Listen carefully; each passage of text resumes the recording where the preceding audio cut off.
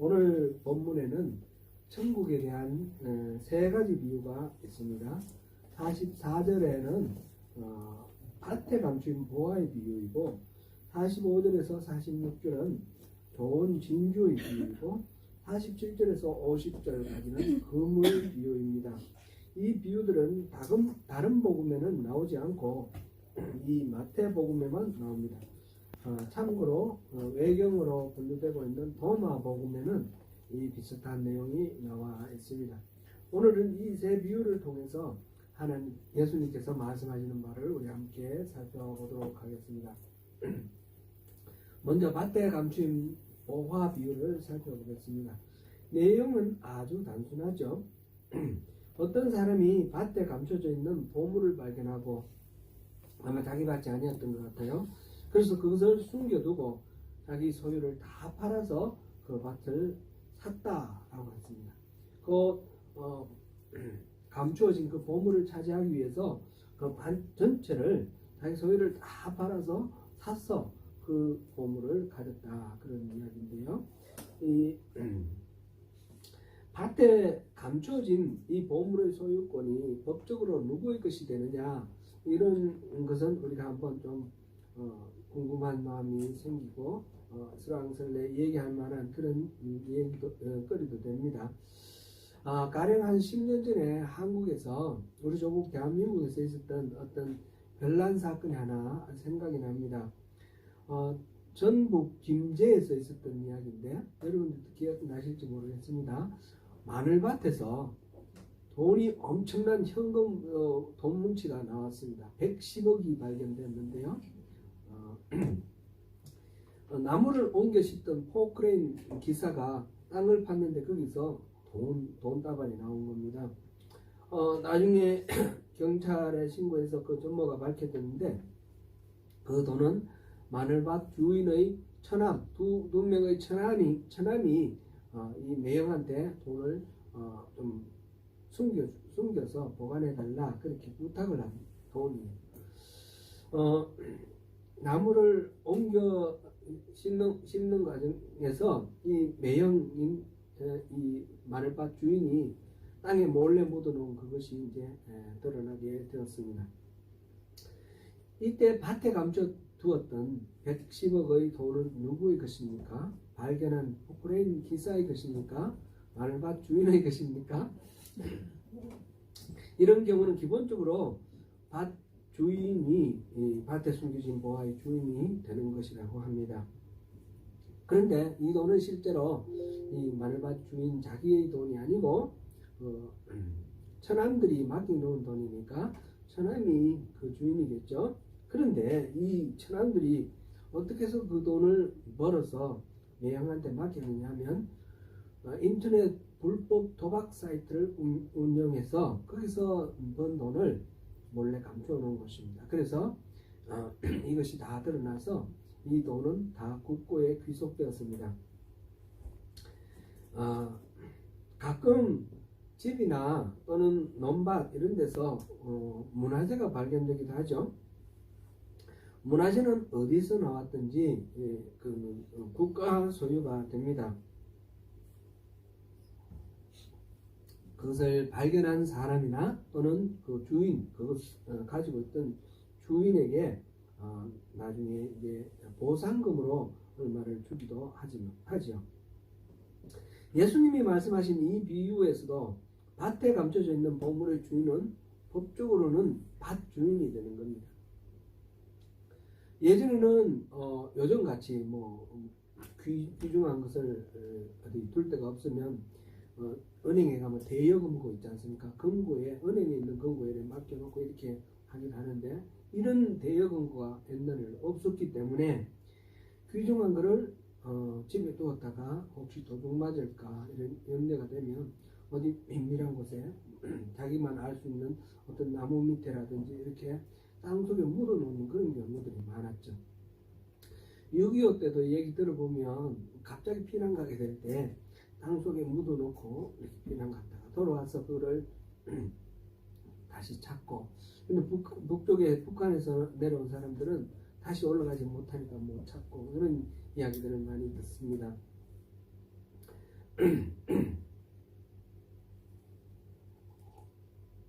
이렇게 귀한 것을 안전하게 관리하기 위해서 땅에 묻어놨다가 그 사람이 갑자기 죽는다든지 뭐 잊어버리란 병이 들다든지 잊어버린다든지 이렇게 해서 그 귀한 보물이 땅 속에 묻힌 채 다른 주인에게 팔려가고 이렇게 해서 지나가는 그런 경우들도 없지 않아 있지요. 바로 예수님은 그런 상황을 지금 비유로 말씀을 하고 계십니다. 예수님께서는 지금 이 비유의 말씀을 하시는데 이 사람이 법적으로 뭐 소유권이 있느냐 없느냐 아니면 법적으로는 문제 없더라도 우리가 생각해보면 도덕적으로 좀 문제가 있을 것 같아요. 주인한테 얘기를 안 하고 원래 이렇게 묻어놓고 다시 돈을 주고 그 밭을 사서 자기가 차지한다는 게 그럴 수도 있는데 그런 데 포인트가 있는 게 아니죠. 예수님은 지금 이렇게 땅속에 남들이 알지 못하는 그 귀중한 보물이 있는 걸 발견했을 때 어떻게 하겠느냐. 모든 것 다 팔아서라도 그거를 가지려고 하지 않겠느냐.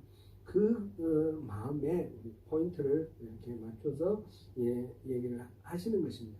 우리가 제가 지금 방금 말씀드린 건 그냥 재미로 이런 이야기가 있으니까 떠오르는 그런 에피소드 같은 것들을 그냥 한번 나눠 본 것뿐이고 천국은 그만큼 귀중하다. 그만큼 위해서 이렇게 놓치기 싫어서 숨겨놨다가 자기 모든 소유를 다 팔아서 값을 지불하고라도 차지할 만한 그런 가치가 있는 귀한 곳이 바로 천국이다. 그렇게 예수님이 말씀하시는 거죠. 그래서 천국은 바로 그런 것이다 라고 얘기를 하십니다. 그 다음 비유는 좋은 진주를 구하는 장사가 있었는데 이 사람이 여기저기 다니면서 진주를 이렇게 좋은 진주가 있으면 좋겠다 생각하고 다니다가 어느 날 그 진주를 만났다는 겁니다. 그 진주를 사기 위해서 자기가 가지고 있던 모든 재산, 그 안에는 뭐 또 다른 진주도 있겠죠. 모든 거 다 팔아가지고 그 자기가 만난 그 진주를 샀다. 그런 내용입니다. 이 이야기도 마찬가지로 천국은 그렇게 가지고 싶었고 소망하고 기다리다가 마침내 만난 그 진주처럼 그렇게 소중하고 귀하고 값진 것이다. 그런 말씀을 지금 하고 계십니다. 그런데 이 두 비유는 지금 같이 동시에 일어나서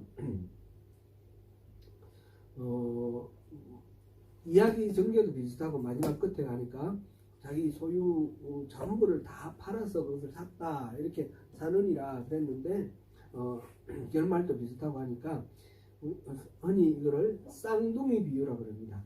쌍둥이 비유라고 그러는데 같이 예수님께서 한 자리에서 이 비유를 말씀하셨는가 이렇게 생각되는 그런 비유인데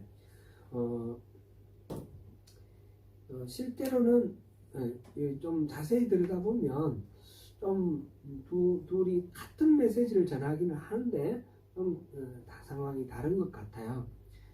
지금 44절 그 밭에 감추인 좋은 보화의 보화의 이야기는 동사가 가서 팔고 우리가 산다 이렇게 할 때 이게 좀 동사가 현재형으로 되어 있어요. 현재형으로 go, sell, buy 이렇게 되어 있는데 영어로 따지면 이건 헬란말로 되어 있죠. 헬란말 현재형이 써 있는데 두 번째 나오는 45절, 46절 이 좋은 진주의 비유에는 전부 동사가 과거로 되어 있어요. 과거형으로 되어 있는 거 보면 이거는 한 자리에서 그렇게 시제를 다르게 말씀하실 리는 없을 것 같고 다른 자리에 다른 경우에서 말씀하셨는데 같은 취지로 같은 메시지를 전하신 것이다. 이렇게 이해가 됩니다.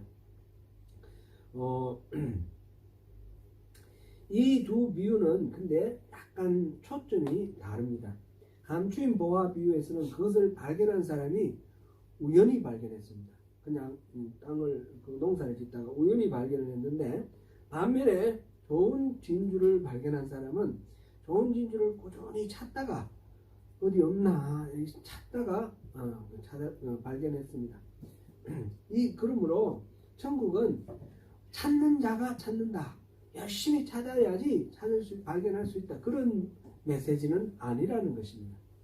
그 다음에 또 그러니까 문제는 귀한 보물을 발견하고 난 뒤에 거기에 대해서 어떤 태도를 갖느냐. 이게 예수님의 비유의 초점이지 얼마만큼 열심히 찾아야 되느냐 그런 거는 아니다라는 것을 우리가 볼 수가 있고, 두 번째로는 첫 번째 비유에서 보화는 감추어져 있었습니다. 두 번째에서의 이 좋은 진주는 감추어진 것이 아니라 공개되어 있고 누구나 그것을 알 수 있는 그런 상황이었습니다. 그러므로 이제 천국에 대해서 천국은 은폐되어 있다, 감추어져 있다, 이런 이제 비유 해석을 하는 사람들이 많이 있는데 그렇게 볼 것도 아니다라는 것을 우리가 알 수 있습니다. 이렇게 서로 초점이 다름에도 불구하고 이 두 비유는 공통점이 있습니다. 그 공통점이 바로 예수님께서 전하고자 하시는 메시지의 핵심이 되겠죠. 그거는 두 비유가 동일하게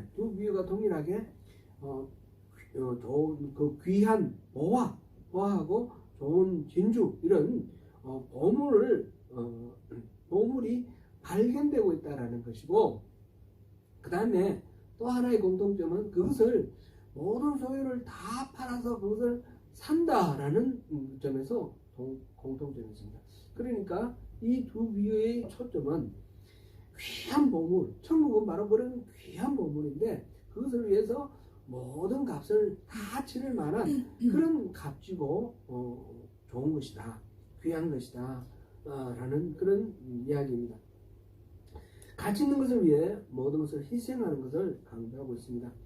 그리고 그 희생은 결코 무겁거나 또는 슬프거나 비장한 그런 것이 아닙니다.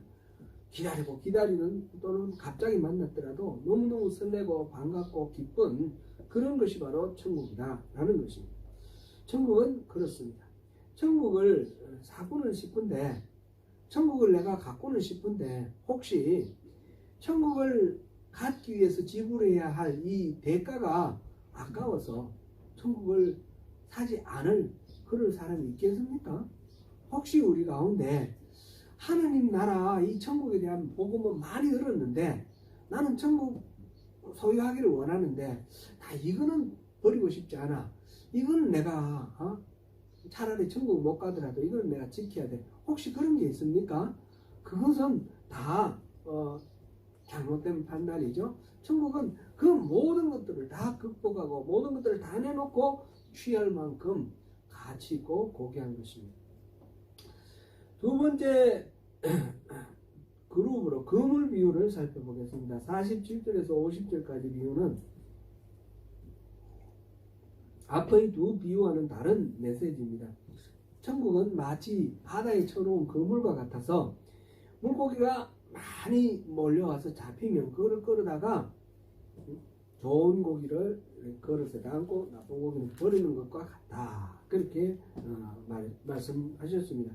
이와 똑같이 세상 끝에 천사들이 와서 악인들과 의인들을 구분해서 이 악인들은 풀무불에 던져서 이를 얻은 곳에서 이를 갈미 있으리라, 그렇게 말씀하셨습니다. 이 비유는 24절에서 30절, 36절에서 43절에 등장했던 가라지 비유와 메시지가 거의 같습니다. 가라지 비유에서 핵심 메시지는 무엇이었습니까? 선교를 할 때는 이 말씀을 받을 만한 가치가 있는가 없는가 그거 따지지 말고 무조건적으로 선교를 하는 겁니다. 가라지든 그다음에 알곡이든 비료주고 가꾸는 건 똑같이 가꾼다는 것입니다. 나중에 수확할 때 천사가 그를 분류할 거고 하나님께서 할 것이니까 그걸 하지 말라, 그런 말씀이었는데, 곧 이거는 교회에 온 사람들에 대한 이야기입니다. 교회에 온 사람들에 대해서 우리가 저 사람은 믿음이 있느니 없느니 잘못 믿니 어떠니 이렇게 가라지 알곡을 구분하고 판단하고 심판하는 그런 거는 하지 말라는 겁니다. 그거는 어디까지나 하나님이 하실 일이고요. 우리는 열심히 복음 전하고 열심히 복음 듣고 그렇게 되는 것이 마땅하다. 이게 이제 가라지 비유였는데 이 그물 비유도 동일한 메시지입니다. 최대한 고기를 잡아야 하고 잡은 고기를 분류하는 것은 천사들이 하는 거라 했습니다. 곧 하나님의 영역이지 우리의 영역이 아니다라는 그런 것입니다. 그리고 이 두 비유에서 분명한 것은 마지막에 그렇게 분류를 하고 처리를 하는 최후의 심판이 있다라는 사실을 우리가 잊어서는 안 된다. 그런 말씀입니다. 마태복음 13장은 예수님의 설교 중에 세 번째 설교였습니다. 그래서 그 설교에는 7가지 천국 비유가 있다 했습니다. 이거는 전체적으로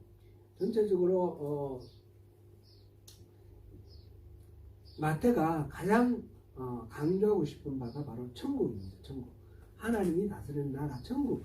천국에 대한 메시지를 이 마태복음 전체의 가운데에 핵심에 이렇게 위치하도록 이렇게 배치한 것을 보고 우리가 이 천국에 대해서 의미를 부여할 수 있습니다.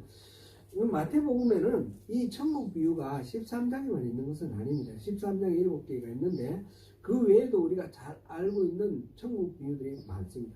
지금 13장에 천국은 무엇과 같으니 이렇게 이제 서술을 했는데 말하자면 직유법이죠. 무엇과 같다 이렇게 비유한 것이 몇 군데 더 있습니다. 제가 잠깐 소개하겠습니다. 18장 21절에서 35절을 보면 1만 달란트 빚진 자, 100데나리온 빚진 자 비유를 통해서 천국은 바로 빚을 결산하러 가는 임금과 같다 이렇게 말했고요. 20장 1절에서 16절에는 포도원의 일꾼을 이렇게 들여보내는 그 에피소드를 통해서 포도원에 일꾼을 보내려고 아침에 일찍 나가는 포도원 주인과 같다. 천국은 그렇다라고 이렇게 말했습니다. 22장 1절에서 14절에서는 아들을 위한 혼인잔치를 베풀어 놓고 사람들을 불러 모으는 어떤 임금과 같다 이렇게 했고요. 25장 1절에서 13절에서는 등을 들고 신랑을 마중하러 나가는 열처녀와 같다 이렇게 했고요. 25장 14절에서 30절에서는 어떤 사람이 타국에 갈 때 종들에게 이렇게 자기 소유를 맡기는 것, 달란트를 맡기고 가는 그 주인과 같다 이렇게 하였습니다.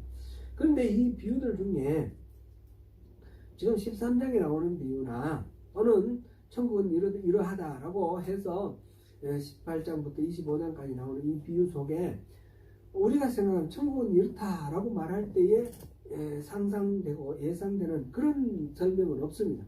천국은 이렇게 뭐 살기 좋다든지 뭐 이렇게 생겼다든지 그런 천국의 풍광이나 천국 삶의 어떤 특성 이런 이야기는 없습니다. 그런 이야기는 오히려 그 산상수훈에서 이야기한 그 내용들이 천국의 삶의 원칙들이죠. 천국에 대해서 직접적인 묘사가 없고 오히려 우리가 천국에 가기 위해서는 어떤 과정을 겪는지 어떤 태도와 어떤 자세를 가져야 될지 이런 내용들이 나와 있습니다. 천국의 관계에 대한 기술이 성경에 있는데 요한계시록에 좀 나옵니다. 요한계시록에 잠깐 나오고 예배하는 장면도 나오고 또 천사들이 일하는 장면 나오고 또 나중에 21장 가면 새 예루살렘에서 천국의 모습이 잠깐 나오는데 사실 그 묘사를 읽어봐도 잘 이해를 하기가 어렵습니다. 그만큼 천국은 한정된 인간의 이 언어로는 다 표현할 수 없는 그런 깊이와 높이와 넓이를 가진 그런 어마어마한 곳이 천국이기 때문에 아마 예수님께서는 그런 이야기를 하지 않고 우리에게 얼마나 소중한지 그것만 말씀하신 것 같습니다. 우리는 예수님이 말씀하신 것 이것만 이해해도 충분합니다. 마태복음 13장에서 7가지 비유를 통해서 예수님은 무슨 이야기를 하셨습니까? 우리 다시 한번 정리해보면 좋겠습니다. 이 씨 뿌리는 비유를 통해서 예수님은 무슨 말씀을 하셨습니까? 천국에 대한, 이때는 천국은 말하자면 천국의 복음 이야기입니다. 천국에 대한 말씀. 그런 천국에 대한 말씀을 우리가 들어도 누구나 다 이해하는 것이 아니고 누구나 다 천국에 가는 그런 결실, 그거를 맺을 수 있는 것이 아니라는 겁니다. 거기는 돌밭 같은 그런 마음도 있고 가시덤불 같은 마음도 있고 길가 같은 마음도 있으니 그래서는 안 되고 좋은 밭이 되어서 말씀을 듣고 깨달아라 그랬습니다. 깨달아 가지고 그 말씀대로 순종하고 살아갈 때에 천국의 결실을 누리게 되는 것입니다. 그 다음에 가라지 비유는 뭡니까? 천국은 씨를 하나님께서 뿌리시는 건데 그 속에는 가라지 같은 그런 존재가 있지만 그런 거 개의하지 말고 알곡으로 잘 우리가 자라가면 되는 겁니다. 그리고 우리가 열심히 복음을 전하면 되는 것이고요.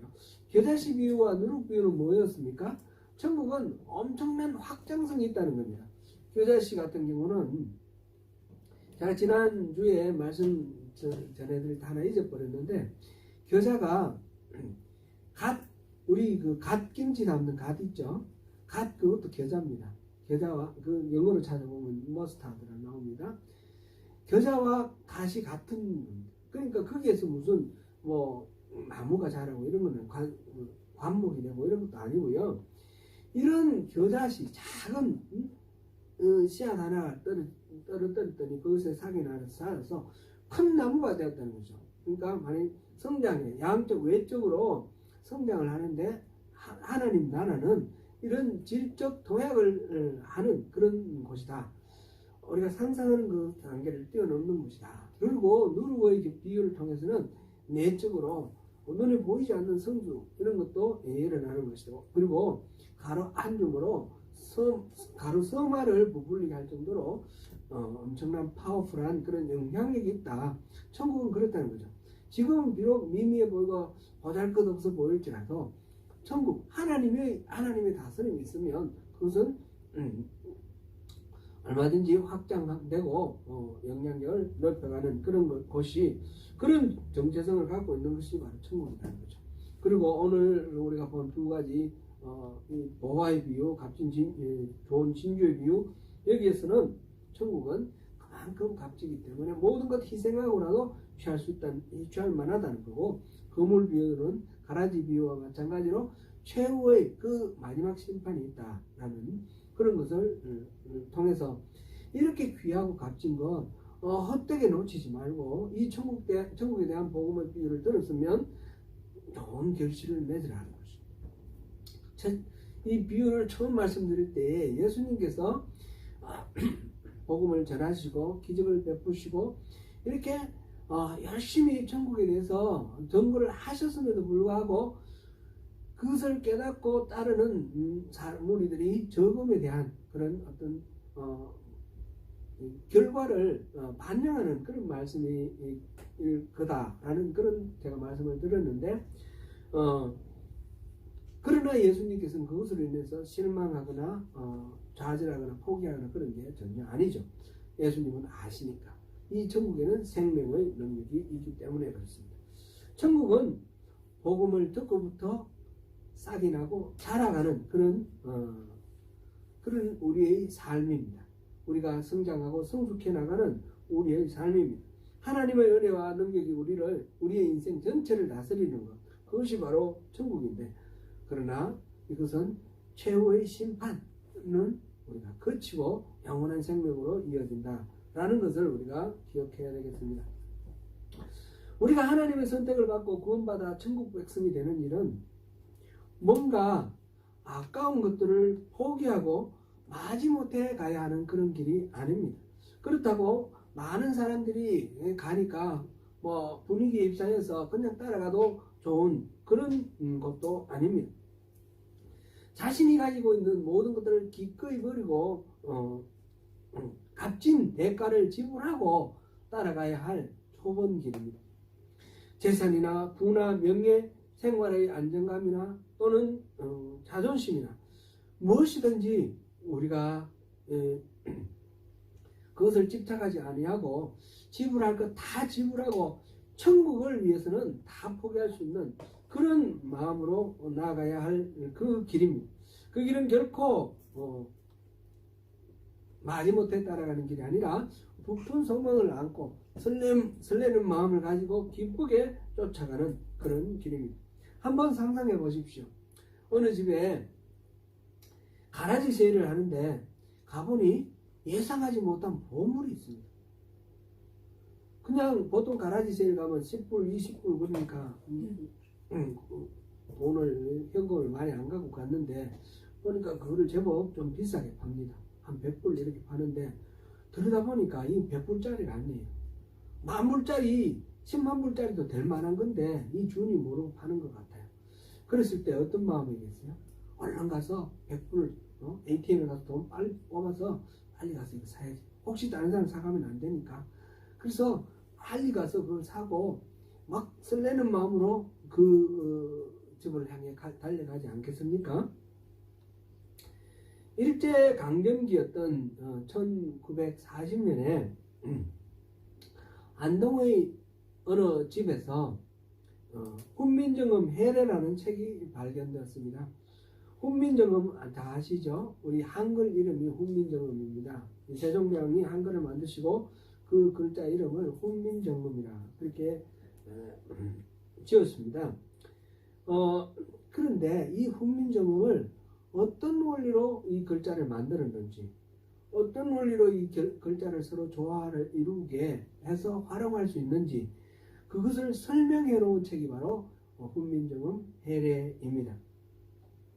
그동안 훈민정음 이 해례가 없었기 때문에 어떻게 훈민정음이 제작되었고 언제 만들어졌고 언제 뭐 이렇게 된 거를 잘 몰랐어요. 몰랐는데 이 책이 발견됨으로써 그 원리를 다 알 수 있게 되었습니다. 거기 보니까 이 훈민정음을 만들 그 전에까지는 전설로 훈민정음은 창문 우리 문이 있지 않습니까? 우리 한옥의 문살이 있는데 문살을 보고 글자를 만들었다 이렇게 이제 알려져 왔는데 이 해례에 보니까 그렇게 나온 것이 아니라 발음하는 입 모양을 가지고 기역, 미연, 미음, 시업, 이용 5가지 자음을 만들고 여기에서 뭐 디귿도 만들고 비읍도 만들고 피읍도 만들고 키읍도 만들고 이렇게 해서 자음들을 만들었어요. 그리고 모음은 점 하나 하고 그 다음에 옆으로 그 다음에 세워진 짝대기 이 세 가지를 기준으로 해서 이렇게 모음을 만들었어요. 이거는 점 하나는 하늘이고 밑 의는 땅입니다. 그리고 세워져 있는 줄은 이거는 사람입니다. 천지인을 가지고 모음을 만들었다. 이런 내용이 다 설명이 되어 있습니다. 그리고 한글이 다 제정되어서 반포된 날짜가 10월 9일이라는 것도 거기 나와 있고요. 그래서 10월 9일이 바로 한글날이 되었습니다. 이 안동 어느 집에 이 훈민정음 해례가 발견되었다는 소식을 들었던 그걸 안 사람이 이제 찾아가서 누구를 찾아갔냐면 간송 전형필이라고 그 유명한 문화재 수집가입니다. 그분을 찾아가서 이야기를 했더니 이분이 바로 그 자리에서 은행에 가서 11,000원을 찾아 인출을 해서 갔습니다. 이 1,000원은 그거를 발견해서 소개해준 그 사람에게 대가로 주고 10,000원은 그 책의 소유주에게 주고 그렇게 그 훈민정음 해례를 샀습니다. 근데 그 10,000원이라는 거는 요즘 돈으로 치면 한 50억 정도 된답니다. 그리고 기와집 10채를 살 수 있는 돈이랍니다. 간송 이 전형필 이분이 전형필 선생이 그 훈민정음 해례의 가치를 그만큼 알아본 거죠. 그래서 기와집 10채 값을 주고 그 책을 샀습니다. 지금은 이 훈민정음 해례가 서울에 있는 간송미술관에 간송 전형필 씨가 자기가 수집한 문화재를 지금 소장하고 또 이렇게 전시하는 간송미술관이라고 박물관이 있습니다. 거기에서 지금 소장하고 있습니다. 그리고 그 훈민정음 해례는 사진으로 찍어서 영인본을 만들었고요. 그래서 학자들이 연구를 할 수 있도록 이렇게 배포를 했습니다. 지금 이 훈민정음 해례는 국보입니다. 국보이고 또 세계 유네스코 세계문화유산에 등록되어 있습니다. 얼마 전에 한 10 몇 년 전에 이 간송미술관에 보관되어 있는 안동본, 이 간송본이라고 하는 이 훈민정음 해례본과 똑같은 그런 훈민정음 해례본이 발견되었습니다. 근데 이거를 이제 전문가들이 감정을 하고 한 이야기가 이거의 가치는 1조라는 겁니다. 1조. 이 원래 하나 있는데 하나 더 발견했는데 1조인데 하나밖에 없다면 이거는 얼마나 값이 많겠습니까? 기와집 10채를 주고 샀지만 실제로 그 가치는 수조 원에 달하는 그런 가치가 있는 것이다라는 것이죠. 한송 선생이 훈민정음 해례가 그런 책이 있다는 것을 소식을 들었을 때 어떤 마음으로 그 안동까지 달려갔을까요? 은행에서 10,000원을 찾아가지고 이 기와집 이 10채를 살 수 있는 돈을 찾아가지고 그거를 지불하고 그걸 사겠다고 달려갈 때에 이 간송의 마음이 기와집 10채는 아까워 이런 마음이 요만큼도 없었을 것입니다. 그것보다도 혹시나 그 사이에 무슨 일이 생길까 훼손될까 그런 조마조마한 마음을 가지고 그리고 그것을 가지고 돌아올 때 그 기쁜 마음을 상상하면서 설레는 마음으로 달려갔을 것입니다. 사랑하는 성도 여러분, 바로 그런 보물을 우리가 가라지 세일에서 발견했다고 한번 상상해 보십시오. 그랬을 때 우리가 그 보물을 사러 가는 그 발걸음이 어떻겠습니까? 천국을 대하는 우리의 마음을 한번 돌아보시기 바랍니다. 천국은 그것과도 비교할 수 없을 만큼 어마어마하게 귀한 그런 곳입니다. 천국을 가기 위해서 우리가 이것도 버려야 돼, 이것도 그만둬야 돼 이렇게 버리지 못하는 것들 아까운 마음 때문에 미련을 두는 그런 것들이 있습니까? 그런 것들이 있을 수 없는 것이 바로 천국입니다. 설레는 마음으로 기대를 하면서 혹시 또 잘못되지 않을까 그런 마음을 가지면서 기쁜 마음으로 달려가는 그런 것이 천국이 아니겠습니까? 사랑하는 성도 여러분, 밭을 갈다가 발견한 보물단지, 진주를 구하러 다니다가 발견한 진주, 자기가 가진 모든 것을 팔아서 그것을 사는 것과 같이 귀하고 귀하여 내 모든 것을 다 내놓고 취할 만큼 그런 값진 것이 천국입니다. 그리고 이것은 좀 뒤집어서 바꿔서 생각을 해보면 하나님께서 우리를 그렇게 값진 보물로 여기시고 하나님이 지불할 수 있는 최고의 값을 지불하고 우리를 사서 천국으로 이렇게 인도하셨다는 사실입니다. 독생자 예수를 내어주고 우리를 샀습니다. 천국은 바로 하나님이 그렇게 아끼시고 그렇게 우리를 소중하게 여기시는 고귀하게 여기시는 그런 곳이 바로 천국입니다. 그리고 천국은 부자나 가난한 자나 모두 공평하게 살 수 있습니다. 거지라면 구걸할 때 사용하는 깡통 하나만 갖다 바쳐도 천국을 살 수 있습니다. 그러나 이 세계에서 가장 부자라고 하는 테슬라 주인 일론 머스크 그 사람의 재산이 2190억 달러래요. 한국 돈으로 250조 원, 뉴질랜드 돈으로도 4천억 달러. 그 중에 좀 일부 떼놓고가 아니라 그 모든 것들을 다 내놓고 갈 만한 곳이 천국이라는 것입니다. 사실은 그것과도 비교할 수 없는 어마어마한 그런 값진 곳이 바로 천국입니다.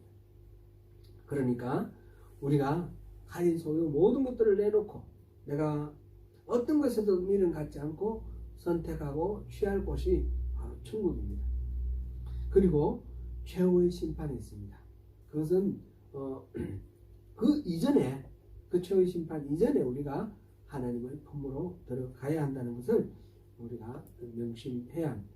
사랑하는 성도 여러분, 참으로 귀한 것, 천국을 얻고 누리기 위해 지금 당장 우리의 모든 것을 주님께 드리지 않으시겠습니까?